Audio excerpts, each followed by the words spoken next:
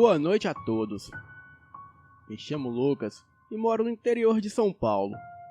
Tenho 26 anos e o que vou lhes contar aconteceu comigo no ano de 2017, numa cabana alugada na zona rural da cidade onde moro. Essa cabana ficava lá perto da mata densa, e mesmo não se tratando de uma mata virgem ou algo assim, era uma mata bem densa e fechada. E por conta disso, haviam grandes histórias sobre aquele local. E até aquele dia eu não levava muito a sério tudo aquilo. Bem, eu me lembro como se fosse hoje, pois as memórias ainda estão bem frescas em minha mente. Era uma noite extremamente fria, e uma densa neblina tomava toda a floresta nos derredores. E junto, um forte sereno insistia em cair. Na nossa cabana, eu estava sentado próximo à lareira, bem na frente. E assim, com meu notebook de trabalho, que na época era uma peça indispensável para o meu trabalho. Eu começava a escrever as primeiras linhas do meu novo livro. E sim, eu sou um escritor. Bem, eu sou escritor de best-seller. E como dizem, a noite é bem mais escura antes do nascer do sol. Naquele momento, eu não precisava de mais nada, pois estava aquecido e ao meu lado havia um bule cheio de café e uma caixa de cigarros. Depois de algumas horas de trabalho, eu decidi fazer uma pausa para descansar e relaxar fumando um cigarro. Me deitei no velho sofá de couro e em uma das mãos eu segurava o cigarro, enquanto a outra servia de apoio para a minha cabeça. Bem, eu já estava ficando sonolento e não queria sair do sofá tão cedo. Porém, algo fora da cabana chamou a minha atenção. Um barulho na varanda parecia estar sendo provocado por um animal de grande porte. Dava para perceber devido à respiração e os rugidos que o bicho emitia. Eu pensei que se tratava de uma onça, ou algo assim.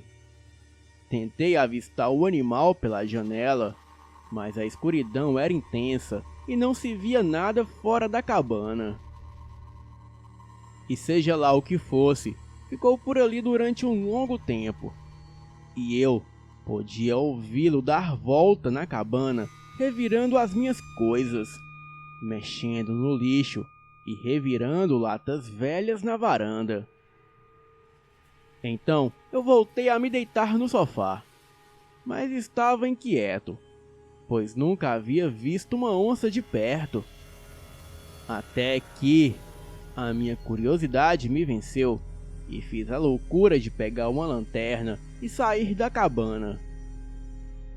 E ao sair, eu percebi que o animal estava por ali, bem próximo, em meio a alguns arbustos. Mas ao iluminar o bicho, eu tive uma terrível surpresa. Não era uma onça. Aquele animal era grande, peludo, com olhos vermelhos e dentes pontudos. E ao ver aquilo, eu parti em direção à cabana e fechei a porta. Mas o animal descontrolado forçava a entrada e investia violentamente contra a porta. E sem saber o que fazer, eu me tranquei no banheiro, pois era o local mais seguro. Tentei por diversas vezes fazer uma chamada para a polícia, mas as minhas mãos tremiam tanto que eu não conseguia apertar as teclas do meu telefone celular. O animal enfurecido, depois de tentar por várias vezes, conseguiu arrebentar a porta e adentrar a cabana. E depois de inúmeras tentativas, eu consegui ligar para o senhor, o dono da cabana. Antes de ligar para ele, eu já havia acionado a polícia, e os policiais disseram que chegariam em breve. E naquele momento eu falava com o dono da cabana, um homem chamado Jonas. E, estranhamente, ele parecia saber do que se tratava, e disse que chegaria logo, bem antes da polícia. Bem, por quase 10 minutos eu fiquei trancado no banheiro, e ouvia o animal destruir tudo na cabana. Mas depois de ouvir aqueles uivos aterrorizantes, eu tive a certeza que aquela coisa nunca se tratou de uma onça, e sim de algo muito pior, algo sobrenatural. Com certeza era um lobisomem. Bem, por um breve espaço de tempo, tudo ficou em silêncio. Mas logo depois, sons de porradas que vinham de outra sala. Aquela coisa tentava entrar a todo custo no banheiro, pois parecia que aquilo tinha sentido o meu cheiro. Ou talvez aquilo tivesse adivinhado que eu estava ali. Era terrível.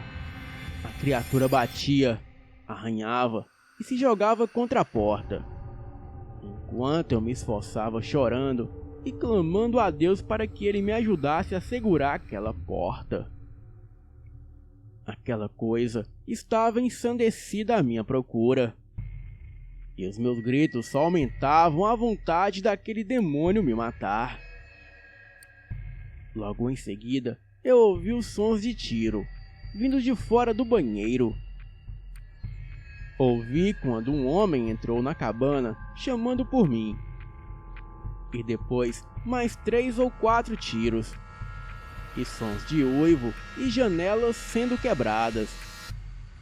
E depois, um homem me gritando da sala. Bem, era o dono da cabana. Senti um enorme alívio quando ele disse que eu já poderia sair do banheiro. Porém, aquela criatura voltaria. E seria bom eu sair o mais rápido possível daquela cabana. Bem, ainda tive tempo de pegar o meu notebook que estava no chão, pois aquele computador representava para mim algo mais importante que somente um bem material. Corri com Jonas até a sua caminhonete que estava lá fora nos esperando, e lá dentro estava o seu filho. E fora da caminhonete havia um dos homens que acompanhava o Jonas. Rapidamente aquela fera o surpreendeu por trás e o atacou. A criatura puxou o corpo do rapaz para o mato. E como ninguém poderia fazer mais nada, entramos na caminhonete e saímos em alta velocidade. E depois de tudo mais calmo, eu ouvi o Jonas contando que eu não fui o primeiro a passar por aquilo. E segundo ele, há cerca de 10 anos antes, um homem foi morto por um lobisomem em frente à cabana. E como o tempo passou e não ocorreu mais nenhum relato de lobisomem, o Jonas achou que aquela fera não voltaria mais ali. E então ele acabou alugando a cabana novamente.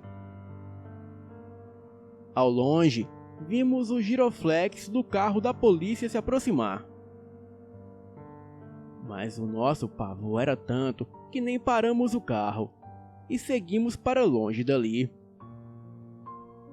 E a polícia seguiu rumo à cabana. Bem, por várias vezes, o Jonas pediu desculpas a mim. Eu aceitei as suas desculpas, mas disse a ele que eu jamais pisaria naquele lugar novamente. Boa noite.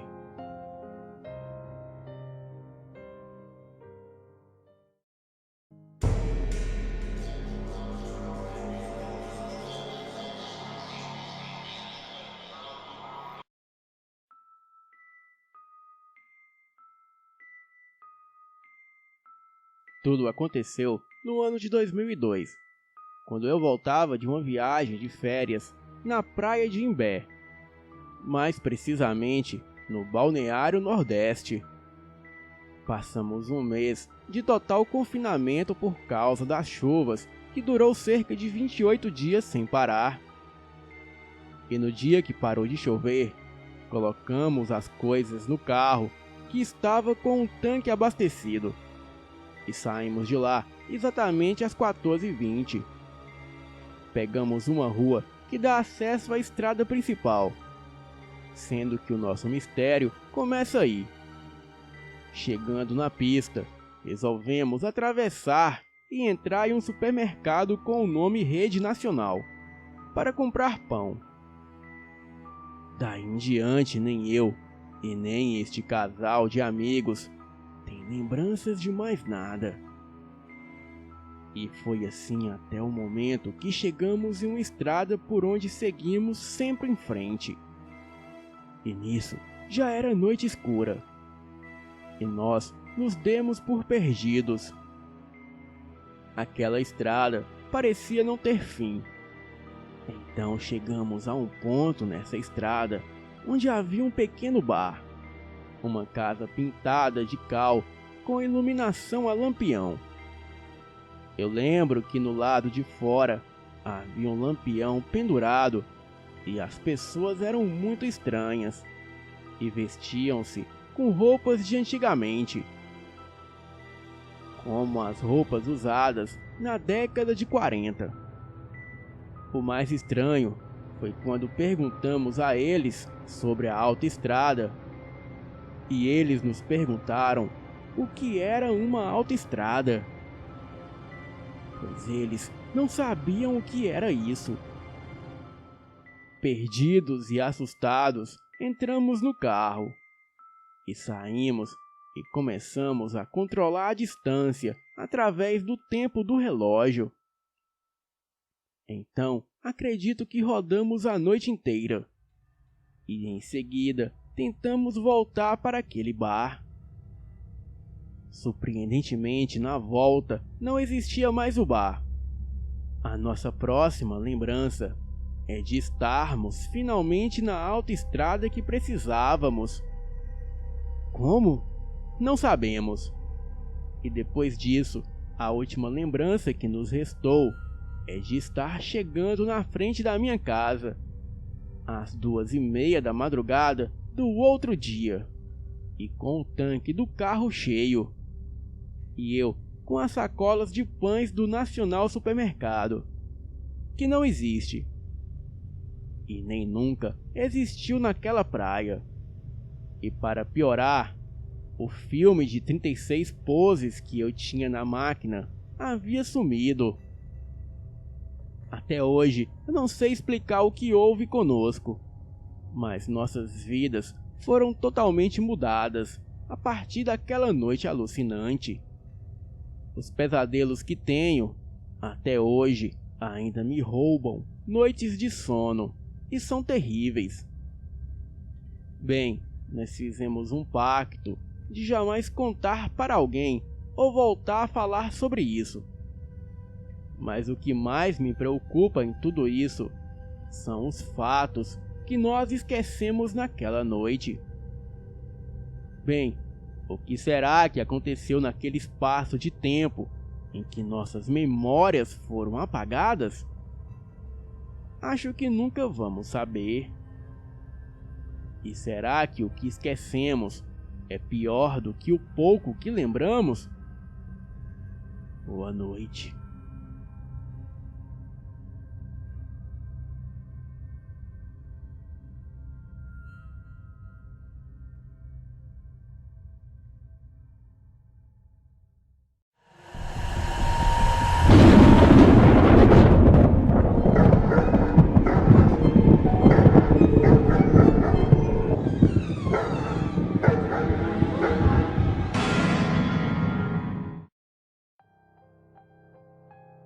Essa foi uma história que aconteceu comigo próximo ao ano 2000 e eu nunca vou esquecer.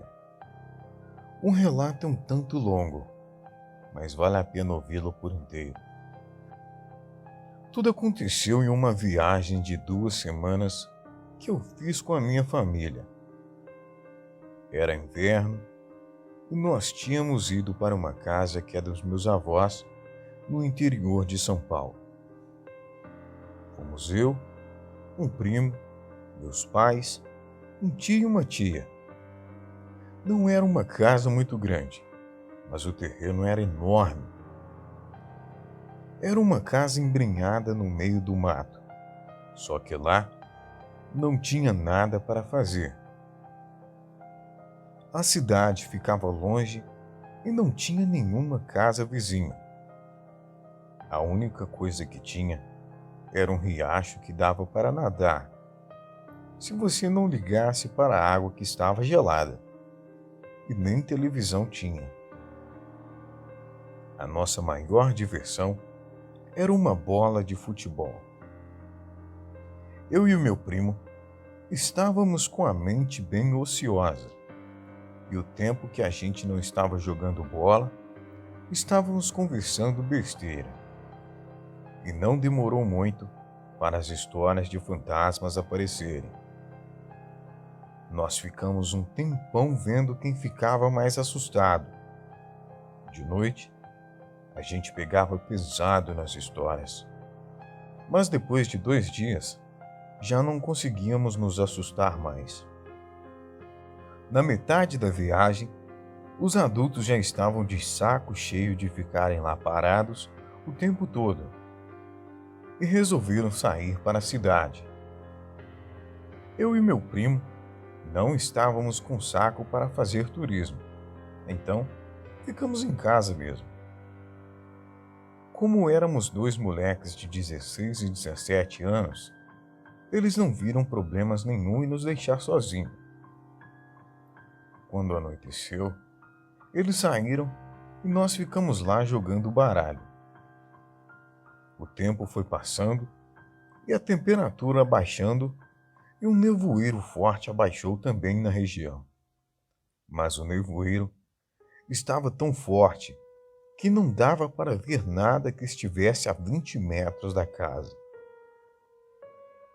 Eu fiz um comentário meio besta sobre o nevoeiro do tipo: É uma neblina dessa que o capeta aparece.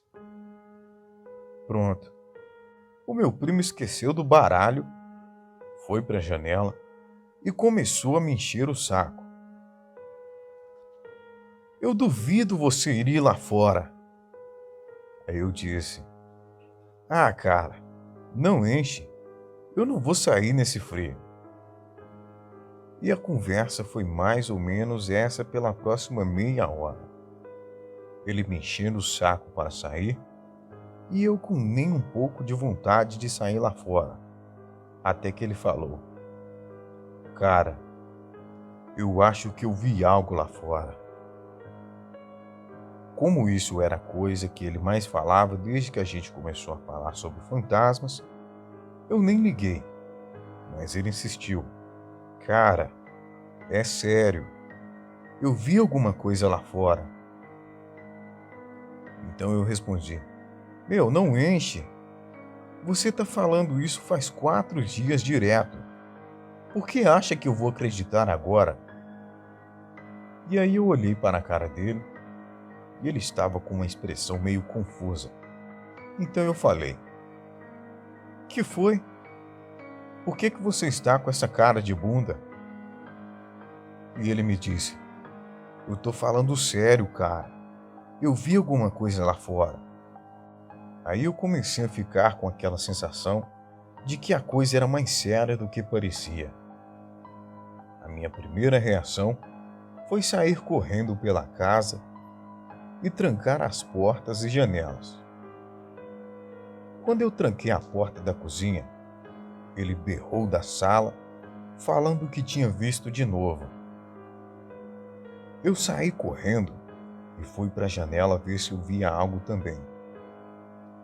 O meu primo já estava meio assustado e estava explicando que tinha visto já alguma coisa lá fora 4 vezes e estava apontando onde tinha visto.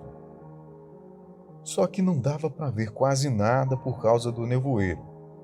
E a única luz que tinha lá fora era a da varanda, mas ela estava queimada. A gente ficou olhando pelas janelas da casa por mais uns 10 minutos, sem ver mais nada. De repente, ele me solta um berro e eu saio correndo para ver o que era. E encontro ele apontando desesperado para fora. Ali, eu tô vendo agora, olha lá. Eu olho o que ele estava apontando e o que tem lá? Exatamente, a bola. Ô seu besta, aquilo é a bola. E ele me disse, eu sei que é a bola, mas ela não estava lá. Ela rolou para lá da neblina. Aí eu comecei a pensar o que podia ser. E eu vi que a gente precisava se acalmar e pensar racionalmente um pouco. Então eu disse para ele, olha, provavelmente deve ser algum bicho, cachorro, gato, porco do mato. Deve ser algum bicho que está brincando com a bola. Ele parou, pensou um pouco, e eu não sei se ele acreditou ou se ele quis acreditar. Então ele disse, é mesmo, deve ser algum bicho, né? No que nós dois aceitamos isso, a gente se acalmou um pouco e começamos a tirar sarro um do outro. Ah, é o demônio que está lá fora, ele vai te pegar. É o Saci Pererê que vai te puxar o pé hoje à noite. E com isso, a gente se acalmou bastante. Foi quando eu lembrei da bola. Acho melhor a gente pegar a bola. Se for algum cachorro, provavelmente vai sumir com ela. E acabou uma das nossas únicas brincadeiras que a gente tem para fazer aqui. Ele olhou para mim com um sorriso que ia de orelha a orelha e disse, então vai lá pegar. Eu olhei para ele, olhei para a bola, olhei para ele de novo, olhei a bola sozinha lá fora, olhei pela janela e não vi nada. Então eu disse, eu vou. Você que é um bunda mole fica aí choramingando na janela. Eu abri a porta e saí. Fui andando até a bola, olhando para os lados na maior atenção. Só senti aquele frio na espinha. Eu cheguei na bola, peguei ela, e quando ia virar para voltar, eu ouvi uma espécie de chiado. Quando eu olhei na direção do barulho, vi uma coisa que parecia estar abaixada em 4 patas. Eu pensei, gato filho da mãe, vai assustar a tua avó. Quando eu ia virar para ir embora, aquilo levantou e ficou em pé nas 2 patas de trás. Olhou para mim, se curvou um pouco como se fosse pular em cima de mim e soltou um gemido meio estranho, que mais parecia uma risada demoníaca. Eu taquei a bola com tudo naquilo e saí correndo o mais rápido que eu pude para casa. No que eu estava na metade do caminho, eu comecei a ouvir aquilo correndo atrás de mim. E parecia que tinha mais 2 vindo pelo lado. Eu entrei correndo na casa, sem olhar para trás, e bati a porta com tudo. De repente, eu ouço 3 batidas na porta, como se alguma coisa estivesse batendo nela. Eu tranquei a porta e fui para o outro canto da sala. Eu olhei para o meu primo e falei, o que foi que bateu na porta? E ele me disse, sei lá, cara, você se jogou para dentro. Eu olhei para você, não vi o que foi que bateu na porta. O que aconteceu? Ele olhou pela janela e deu um berro e pulou para longe da janela. No que ele fez isso, a gente correu para o quarto, trancou a porta e ficou longe dessa janela. Ele virou para mim e falou: "O que era aquilo?" Eu olhei para a cara dele e não conseguia falar. No resto da noite, a gente ficou quieto. Ele não falou mais nada e nem eu. Quando os adultos chegaram, a gente já estava dormindo. No dia seguinte, a gente não falou nada para eles. E quando eu saí de casa, vi a bola murcha do outro lado da casa. Quando eu peguei ela, estava toda rasgada e estava com um fedor horrível. Estava com cheiro de carniça. Eu mostrei a bola para o meu primo. Então eu perguntei o que ele viu na janela depois que eu entrei. Ele falou que lá fora estava meio escuro e não tinha dado para ver nada direito. Mas ele falou que viu duas coisas na frente da porta e uma já virando a esquina da casa, indo para a lateral. Das que tinham ficado na porta, uma estava tentando empurrar a porta e a outra olhou para ele e mostrou os dentes. Eram todos tortos. Pareciam que estavam podres. E aquela coisa parecia um homem pequeno, mas com uma cabeça meio desproporcional ao corpo. Um pouco maior e era também meio marrom. Depois que ele viu o bicho, ele berrou e pulou para longe da janela. Nós não falamos para ninguém o que tinha acontecido, porque ninguém ia acreditar mesmo. A bola eu joguei no meio do mato depois e nunca mais vi ela. O resto da viagem, a gente não desgrudou dos nossos pais e sempre que começava a ficar escuro, a gente entrava. Depois que fomos embora, a gente nunca mais quis voltar para lá. Nas outras noites, a gente não viu nada lá fora. Eu não sei o que era aquilo, mas será que eles apareceram só com o nevoeiro? Boa noite.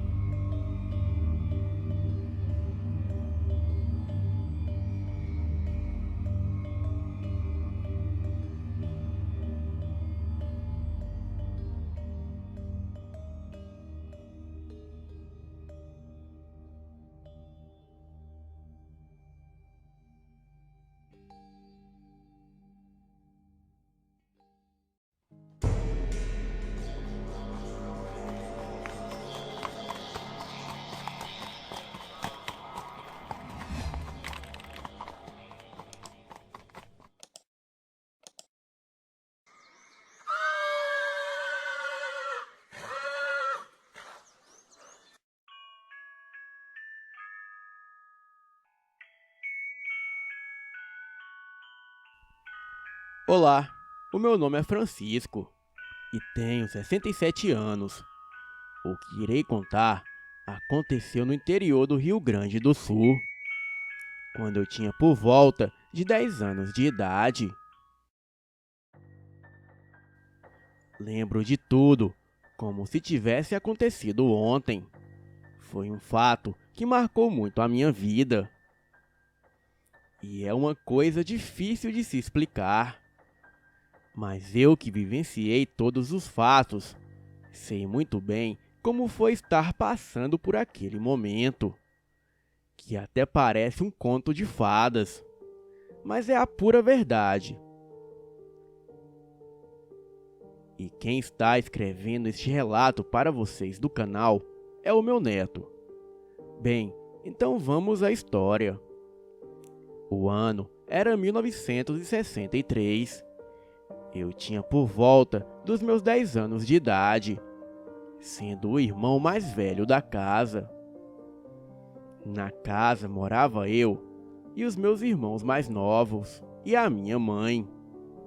Nós sempre tivemos uma vida simples e muito complicada.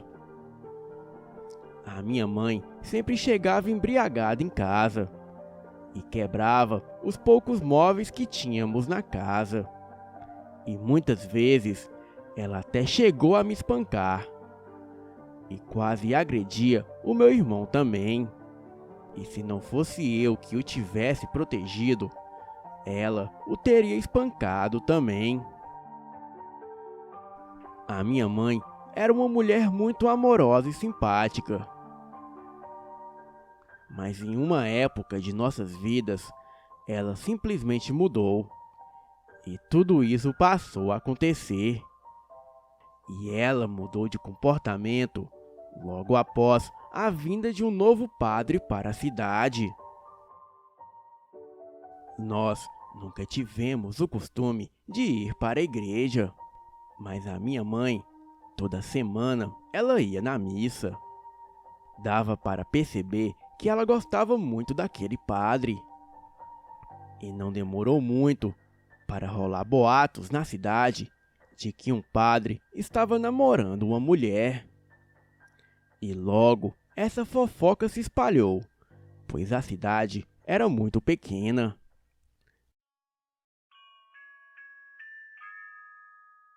Mas até então, eu não havia me tocado que essa mulher era simplesmente a minha mãe.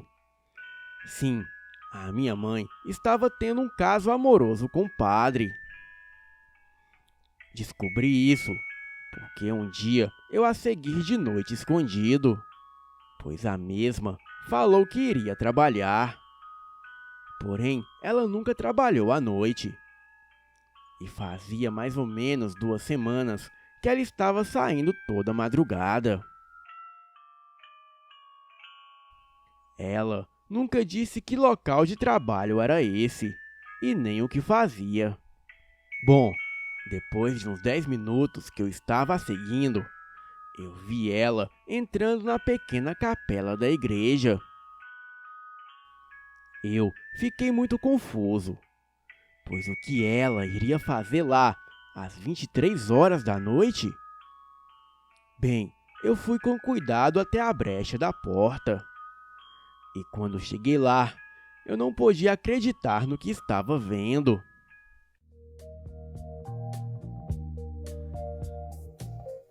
A minha mãe estava aos beijos com aquele padre, que logo tiraram a roupa e começaram a transar loucamente. Eu fiquei traumatizado. Voltei chorando para casa. E no dia seguinte, quando a minha mãe chegou, eu nem olhei na cara dela durante o dia todo. Tamanha foi a raiva que eu estava sentindo dela. Como eu estava tão nervoso, eu fui para a rua esfriar a cabeça. E até joguei bola com os meus amigos. E quando eu chego na roda para ver o que eles estavam falando, todos eles comentavam sobre um cavalo negro que passava nas estradas desertas. Eles falavam que era um cavalo de uns 2 metros de altura, com uma tocha no lugar da cabeça. Na hora, eu até ri, mas os meus amigos ficaram com um olhar sério e todos eles me encaravam. E daí me contaram que os pais deles haviam visto essa criatura nas madrugadas. Eu até fiquei meio sem graça e logo troquei de assunto. Mais tarde, eu voltei para casa, ainda muito atordoado com aquela situação. E quando chego na cozinha, vejo a minha mãe com uma garrafa de vodka na mão, me xingando e me humilhando, falando que eu iria pagar caro por ter seguido ela e que o meu castigo não passava daquela noite. Eu não entendi nada do que ela estava falando, mas fiquei com tanto ódio que falei tudo o que tinha para falar na cara dela. Ela, com muito ódio, me deu um tapa na cara, falando que eu era um imundo vagabundo. Então eu saí de casa correndo, pois não estava mais aguentando todo aquele sofrimento que estava passando. Horas depois, anoiteceu. Eu nem havia voltado para casa. Não queria mais olhar na cara daquela mulher. A minha vontade era de fugir no mundo e me livrar dela.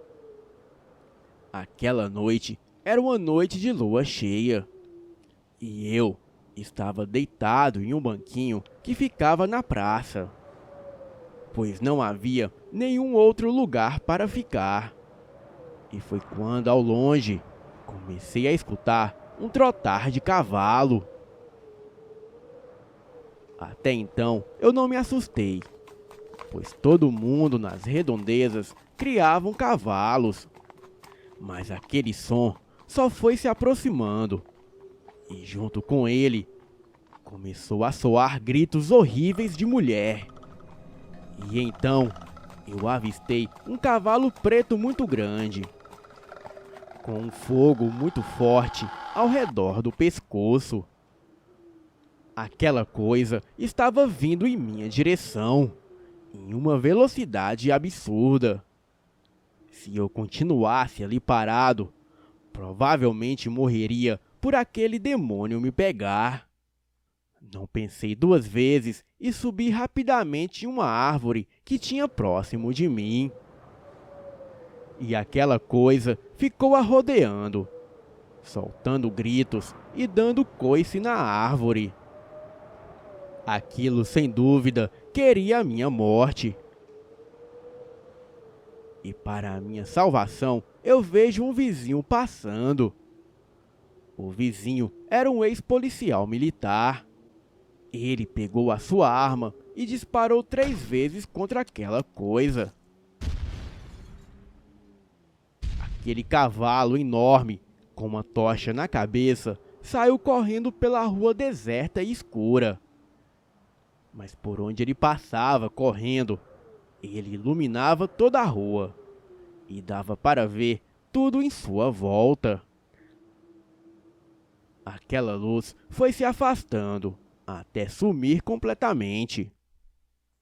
Aquele senhor que salvou a minha vida me acolheu aquela noite. E no outro dia, ele me contou que conhecia a minha avó, que morava em outra cidade. Então, ele tirou eu e os meus irmãos de casa e fomos todos morar com a minha avó. Alguns dias depois, fiquei sabendo que a minha mãe havia parado no hospital com 3 perfurações de tiro na barriga.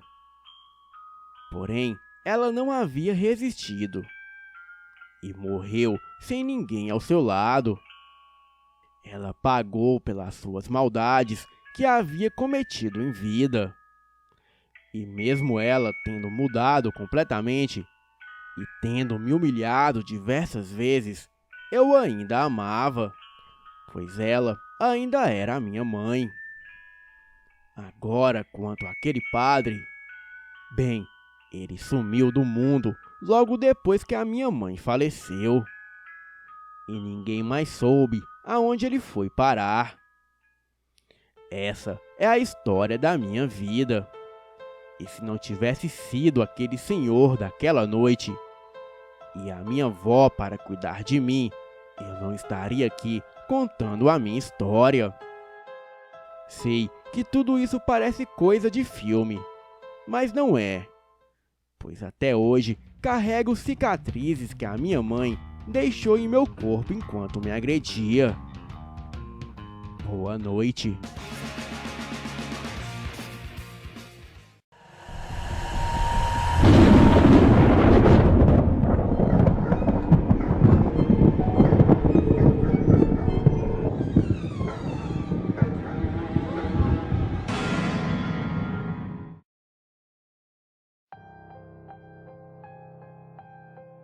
Este texto foi escrito por um jornalista de Porto Alegre. Embora o mesmo jornalista tenha compilado casos sobrenaturais, narrado pela polícia e bombeiros afirmando que são casos fictícios para evitar mais perguntas, o caso de hoje é o oposto disso, e é verdadeiro. Os crimes da Rua do Arvoredo são episódios ocorridos nos anos de 1863 em 1864, na cidade de Porto Alegre, Rio Grande do Sul, por Márcio Stizalkowski, do Giro de Notícia, Rio Grande do Sul. Em 1863, um imigrante alemão passa a noite toda bebendo no centro de Porto Alegre, lugar que até hoje é conhecido pelos bares, principalmente na Rua Beco da Ópera, atual Rua Araguai, no centro de Porto Alegre. Em pouco tempo, teria conhecido uma linda alemã que mal conhecia o idioma português. Ela é jovem, bonita e falava alemão fluente. Eles bebem e conversam. E em pouco tempo estão aos beijos. E a moça convida o imigrante para ir em sua casa, que fica a poucas quadras dos bares. O seu nome é Catarina Pause. E o local de encontro foi na antiga Rua do Arvoredo, atual Rua Coronel Fernando Machado. Bem, chegando ao local, a Catarina leva o imigrante para um quarto fechado com iluminação à luz de velas. O imigrante a beijou e provavelmente tirou a roupa para fazer amor com a linda loira alemã. E depois de nu, percebe-se a presença de um homem no quarto escuro. O homem lhe aponta uma faca e manda Catarina sair. E em breve, ambos os homens estariam lutando. E o imigrante sentira diversas facadas pelo seu peito e garganta. Esse tipo de morte é uma das mais difíceis se a faca não atingir os órgãos vitais, indicando que a vítima acaba tendo uma morte lenta e dolorosa, provavelmente se afogando no próprio sangue, antes das hemorragias fazerem o seu efeito mortal. Mas o homem que está por trás do crime não é um mero assaltante ou assassino de primeira viagem. Se trata de José Ramos, um ex-inspetor da polícia de Porto Alegre, que sabia muito bem o que estava fazendo. Este primeiro imigrante assassinado nunca foi identificado, mas se sabe o que aconteceu com ele. Assassinado, provavelmente degolado, foi minuciosamente esquartejado e descarnado. Sim, a carne foi calmamente removida dos ossos e órgãos. Os seus ossos foram dissolvidos em ácido e queimados no forno de casa. E a sua carne foi transformada em linguiça e vendida para ocultar o crime. José Ramos, filho de Manuel Ramos e Maria da Conceição, o seu pai fez parte na Revolução Farroupilha na cavalaria, antes de desertar e fugir para Santa Catarina. Um dia, durante uma discussão de família, o seu pai bateu em sua mãe. E com sangue nos olhos, José Ramos parte para cima do seu pai e o desfere várias facadas que o levaram a óbito poucos dias depois. E daí ele foge para Porto Alegre, onde fez parte da polícia como inspetor. Em 1862, o seu caminho cruzaria com Domingos José da Costa, bandido famoso que se afirmava como um Robin Hood, que roubaria dos ricos para dar aos pobres, sob o apelido de Campara. Uma noite, Campara tentou fugir da cadeia e deu de cara com José Ramos, que o agarrou e o estrangulou até quase matá-lo. E assim ele foi expulso da polícia. Porém, continuou trabalhando como informante. Catarina Pause era de parte húngara da Transilvânia, mas durante a Revolução Húngara de 1848, Catarina foi violentada e sua família foi toda morta. E sem ter para onde ir, ela aceitou se casar aos 15 anos com Peter Pause, para poder fugir da pobreza. Mas durante a viagem para o Brasil, Peter se mata misteriosamente. Ela chegou a Porto Alegre aos 20 anos e começa a viver com José Ramos. Carlos Klausner era um imigrante alemão que possuía um açougue atrás da igreja Nossa Senhora das Dores, na Rua da Ponte, atual Rua Riachuelo, na cidade de Porto Alegre. Chegou ao Brasil em 1859 e abre o seu negócio, conseguindo em pouco tempo sucesso financeiro, e devido à localização de seu empreendimento. Solitário, Klausner cria laços de amizade com José Ramos e o transforma em seu ajudante no açougue, visto que Ramos falava alemão. Em agosto de 1863, a sequência de desaparecimentos começou a repercutir pela cidade. Não se sabe o número certo, mas ao menos 6 pessoas foram mortas. Os homens saíam para beber na antiga Rua Beco da Ópera, atual Rua Uruguai, que até hoje tem lindos bares para as pessoas saírem para beber e eventualmente namorar. Logo, acabavam conhecendo uma linda alemã que não sabia falar português direito. A conversa ia bem. Olhos azuis seduziam e convidavam para dar uma volta até a Rua do Arvoredo. E dentro do açougue encontraram José Ramos e são violentamente mortos a golpes de faca. Todos os seus objetos são roubados, os seus corpos são despidos e depois as suas carnes são removidas até os ossos. As carnes são vendidas para os porto-alegrenses sem desconfiar de nada. E o produto que mais fez sucesso foi a linguiça feita de carne humana. Com o tempo, as autoridades começaram a ser criticadas sobre os desaparecimentos. E quando as suspeitas ficaram maiores, o alemão Carlos Klausner se assusta e decide fugir para o Uruguai. A tentativa de fuga fez com que José Ramos o matasse e escondesse o seu corpo no quintal de casa. José e Catarina assumiram tudo de Carlos, afirmando que ele vendeu tudo para eles. Em 1864, 2 desaparecimentos foram a ponta de lança que fez os crimes serem solucionados. O caixeiro viajante José Inácio de Souza e o comerciante Januário Martins teria sido visto pela última vez na casa de José Ramos, com o cachorro do José Inácio do lado de fora, esperando o dono sair. No dia seguinte, os 2 desapareceram, mas o cachorro continuava do lado de fora latindo, esperando o dono sair. E isso causou a desconfiança da polícia. Interrogado, José Ramos afirmava que ambos foram para São Sebastião do Cai. Não satisfeito, o delegado percebeu o cachorro e decidiu voltar no outro dia e pegar um flagrante.